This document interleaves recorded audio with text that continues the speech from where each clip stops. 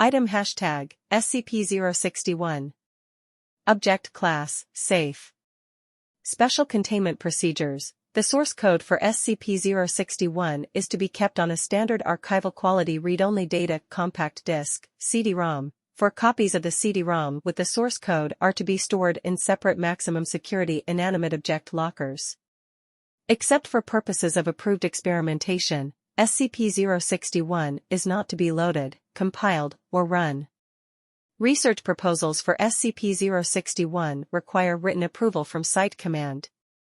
Only 1 copy of the CD-ROM, containing the source code for SCP-061, may be used at a time. The CD-ROM is to be returned to storage immediately after having been used to load the source code for SCP-061 to a device.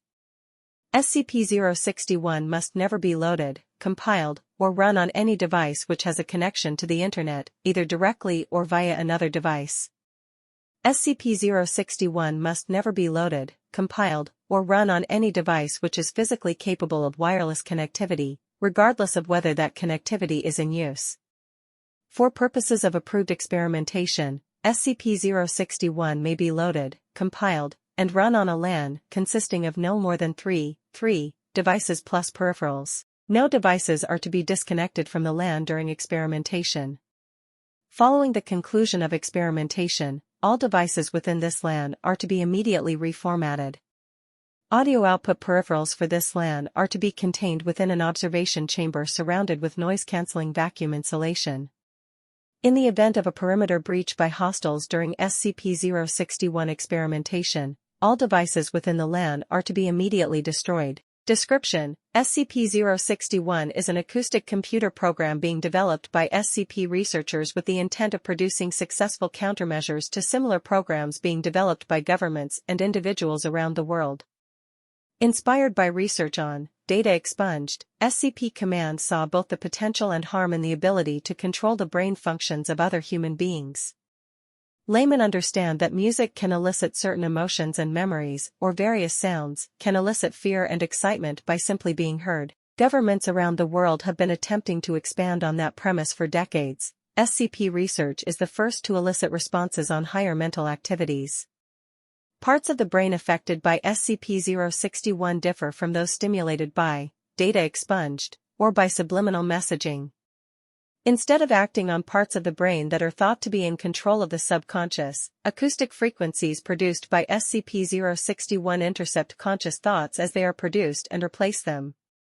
Instead of a suggestion, the human hearing center bisects the conscious thinking mind of the frontal lobe with the motor control cortical homunculus of the brain. A baseline rhythm convinces the rest of the brain that the conscious mind is asleep and effectively stops conscious thought from continuing to the rest of the brain. In return, the frontal lobe experiences a pause that resembles the psychological effects of anesthesia. Acoustic codes developed by SCP-061 are interpreted by motor centers in the brain as conscious instructions, and the subject typically acts accordingly. See Addendum 01. Subjects will normally have a blank facial expression while under the influence of SCP-061. They are not responsive to attempts at conversation and express no desires, such as hunger or interest in sexual advances.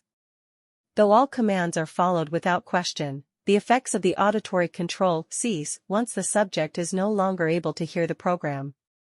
Most test subjects report being unable to remember the actions they performed while under control, but a few have experienced the effect of watching helplessly as their body acted against their will. The intent of such research is to discover ways to counteract the effects of auditory mind control. However, only 2 methods of countermeasures have proven successful as of yet. 1. The subject's hearing is impaired so that the individual can no longer hear the program, either by covering the ear or deafening the subject. 2. The program itself sends a coded instruction to the hearing center of the brain, permanently shutting it down. Though the ear continues to hear, there has been no progress in finding the proper code to reboot the hearing center of the brain. Despite its shortcomings, SCP-061 represents a promising development in the creation of counter-anomalous phenomenon. Further research is ongoing. Addendum 01. All subjects are placed under auditory control, issued a coded auditory command and then monitored. Subject: 4402F. Command, sleep. Response, subject curled up into a fetal position on the floor and her brain began emitting alpha waves associated with sleep. Her eyes remained wide open in the typical blank/empty expression associated with controlled subjects, but her eyes twitched rapidly in ways associated with REM sleep. Subject, 4427M. Command, run on treadmill. Response, subject mounted treadmill and then proceeded to run. Subject did not turn on the treadmill, resulting in the subject impacting the control platform. Subject repeated this until the stop command was issued. Note, more detailed commands are advised for task-oriented commands. Subject, 4427M. Command, turn treadmill on, run on treadmill.